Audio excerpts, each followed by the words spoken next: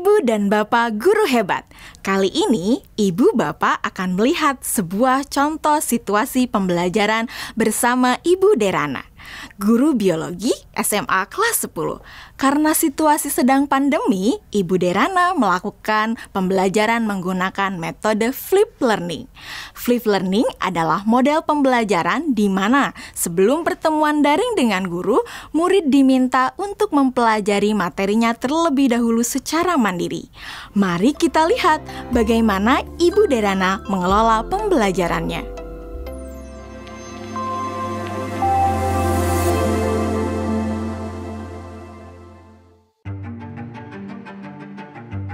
Sebelum mengajar, beberapa hari sebelumnya, Ibu Derana tentu melakukan persiapan terlebih dahulu. Dalam tahap ini, Ibu Derana benar-benar memastikan bahwa ia memahami tujuan pembelajaran yang ia ingin murid-muridnya capai.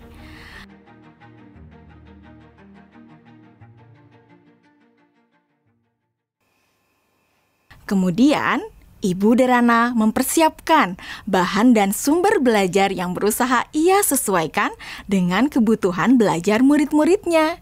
Ia menyiapkan beberapa buku, salinan artikel koran, video-video yang semuanya berkaitan dengan materi yang akan dipelajari murid-muridnya. Semua bahan belajar tersebut ia letakkan di Google Drive dan nantinya akan dapat diakses oleh murid-muridnya melalui Google Classroom. Ibu Derana lalu mengkomunikasikan kepada murid-murid melalui WhatsApp group untuk mengingatkan mereka mengakses Google Classroom mereka. Tahapan ini dilakukan sebelum Ibu Derana bertemu dengan murid-murid di Google Meet.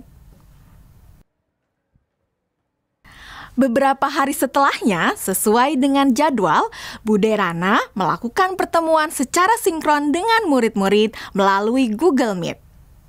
Selamat pagi anak-anak. Oke, senang sekali ya kita sudah bisa bertemu kembali pada sesi sinkron hari ini. Sebelumnya, Ibu mau terima kasih ya sama kalian karena kalian sudah belajar secara mandiri dari rumah melalui materi yang Ibu masukkan di Google Classroom. Nah, kalian sudah mempelajari semua yang ada di Google Classroom? Sudah. Oke. Jadi anak-anak, pada pertemuan sinkron hari ini, kita akan mempelajari lebih dalam lagi mengenai keanekaragaman hayati. Ibu akan sharing beberapa pelajarannya ke kalian ya.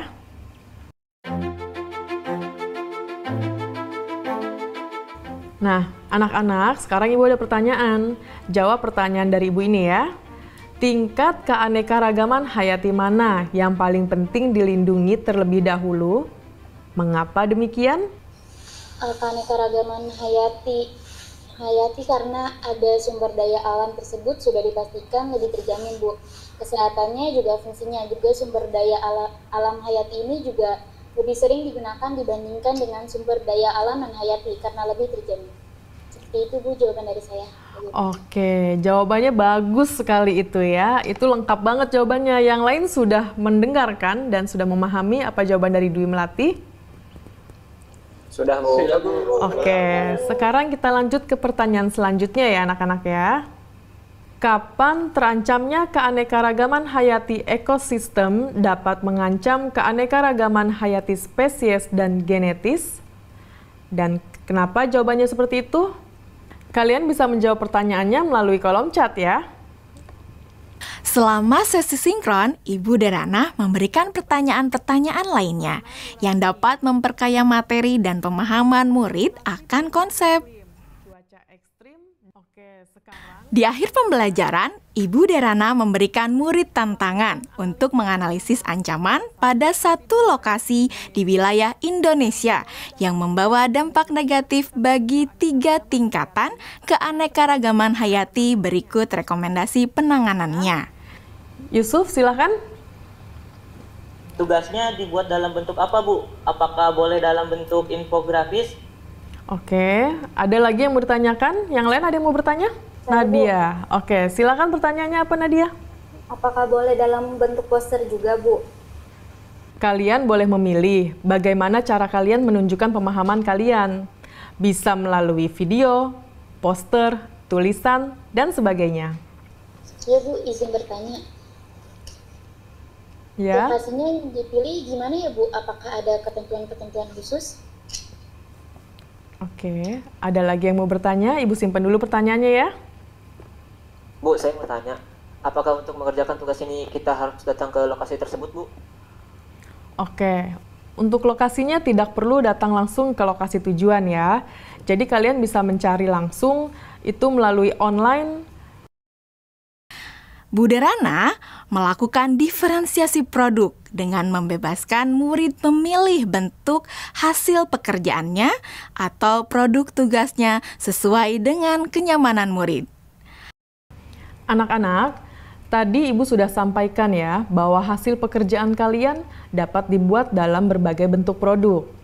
Artinya, kalian boleh memilih apakah kalian ingin menyampaikannya dalam bentuk poster digital, website, video, blog, presentasi PowerPoint, dan sebagainya. Nah, sekarang silahkan kalian sesuaikan dengan minat dan kenyamanan masing-masing. Namun demikian, kalian harus memperhatikan bahwa yang akan Ibu nilai adalah apakah kalian dapat menganalisis ancaman pada satu lokasi di wilayah Indonesia yang membawa dampak negatif bagi 3 tingkatan keanekaragaman hayati. Berikut rekomendasi penanganannya. Jadi, poin-poin kriteria yang akan dinilai akan berkaitan dengan hal tersebut. Nah, agar kalian bisa memahami dengan jelas tentang kriteria penilaiannya, mari kita diskusikan kriteria penilaian tersebut bersama-sama ya. Bagaimana? Setelah anak-anak jelas dengan kriteria penilaiannya, maka kemudian Ibu Derana meminta anak-anak untuk bekerja secara asinkron. Selamat tenggat waktu pengerjaan tugas untuk membantu murid-murid yang masih mengalami kesulitan. Ibu Derana menyediakan slot-slot waktu tertentu untuk berdiskusi secara individual maupun secara kelompok kecil. Saya ingin konsultasi, Bu. Iya, boleh. Bu Derana memberikan waktu kepada murid-murid lainnya untuk dapat mengkonsultasikan draft yang mereka buat. Ibu Derana juga memastikan untuk memberikan umpan balik terhadap pekerjaan yang dibuat oleh murid-muridnya. Ibu dan Bapak Guru Hebat, demikian video singkat salah satu contoh penerapan pembelajaran berdiferensiasi.